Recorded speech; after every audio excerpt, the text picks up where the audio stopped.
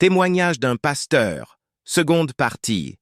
Mon ami n'était pas un génie, mais un ange de Dieu. Après l'épisode bouleversant de l'accouchement sauvé, ma relation avec mon ami mystérieux continua de s'intensifier. Mais plus les jours passaient, plus je réalisais que sa présence dépassait l'imaginaire d'un enfant.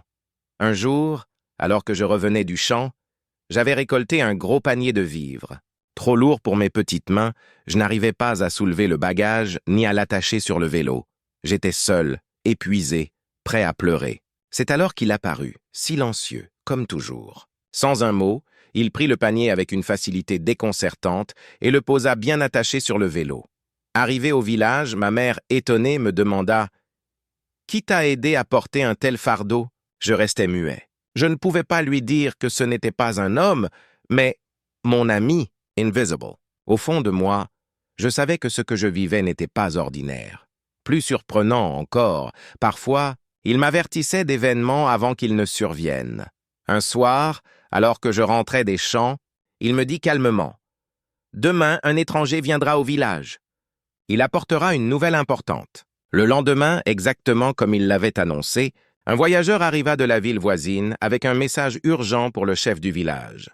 Une autre fois, il me prévint qu'un incendie éclaterait dans une maison, mais qu'il ne fallait pas paniquer car personne ne serait blessé. Quelques jours plus tard, un feu se déclara dans une case à cause d'une lampe à pétrole. Et comme il l'avait dit, tous furent sauvés. Ces avertissements faisaient naître en moi un mélange d'émerveillement et de crainte. Était-ce vraiment un simple génie? Comment pouvait-il voir ce que personne ne voyait? Je compris aussi qu'il veillait sur moi. Quand je traversais la forêt tard le soir, je n'avais jamais peur. J'avais le sentiment que personne ne pouvait m'approcher. C'était comme marcher avec une sentinelle invisible.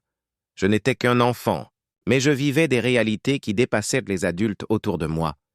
Ce n'est que bien plus tard, après ma rencontre avec Jésus-Christ, que tout s'éclaira.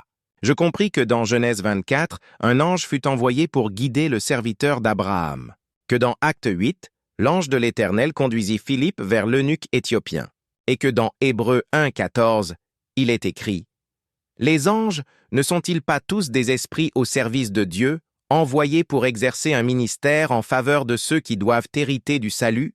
Alors la vérité devint claire comme le jour.